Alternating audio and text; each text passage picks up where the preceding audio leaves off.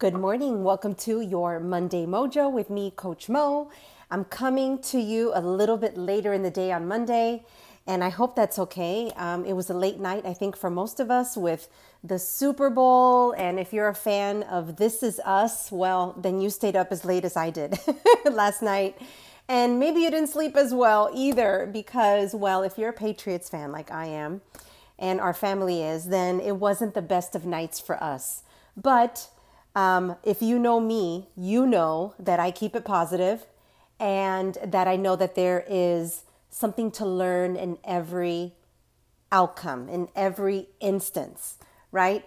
And so we're all learning from yesterday's event. And of course, we want to celebrate the winners, right? Because we can't win them all, and we certainly don't want to lose them all. But when you win, hey, it's a win regardless.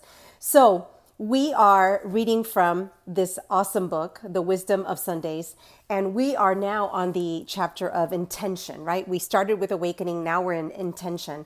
And coming to you a little late today actually works perfectly in line with what we're talking about today. And not only am I going to ask you to reflect on it, I'm actually going to challenge you this week. And I hope you take me up on my challenge.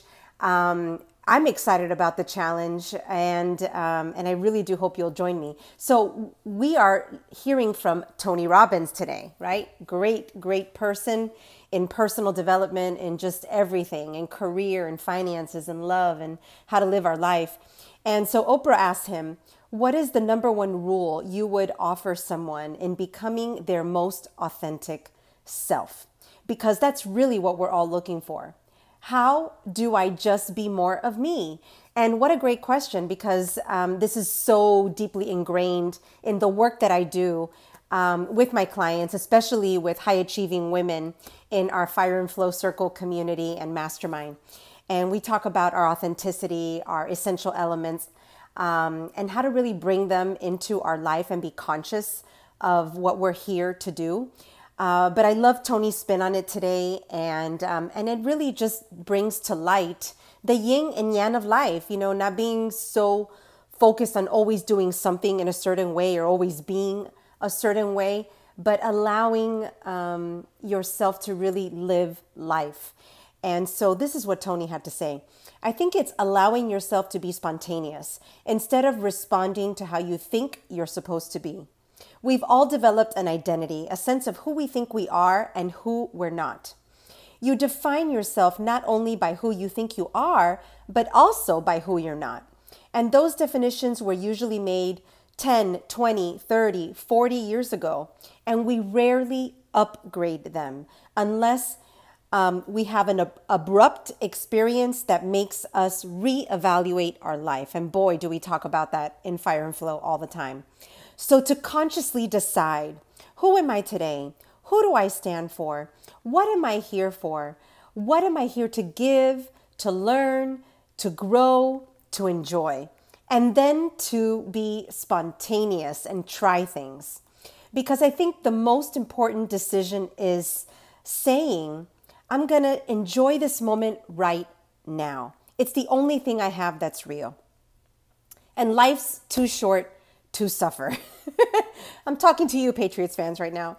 And if I just keep doing that with each moment, things unfold in a way that are beyond magnificent.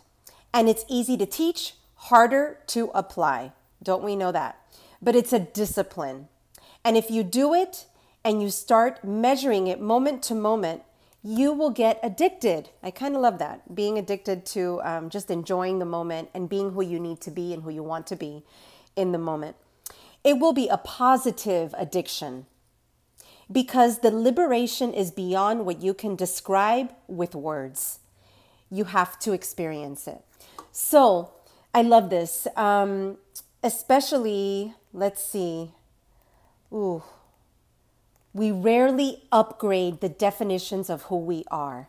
That's what conscious living really is. Conscious living and conscious leading is moment to moment, being aware and paying attention to what makes us feel good, what lights us up, what gives us energy, and in what direction we are guided, right, through our intuition, through spirit. These morning reflections are about both spirituality and our lives and success and bringing them together, and not separating them. And so today, and really this week, what I'd love for you to challenge yourself with, as I will be challenging myself with, is being spontaneous. Being spontaneous in the moment. What makes you feel good right now?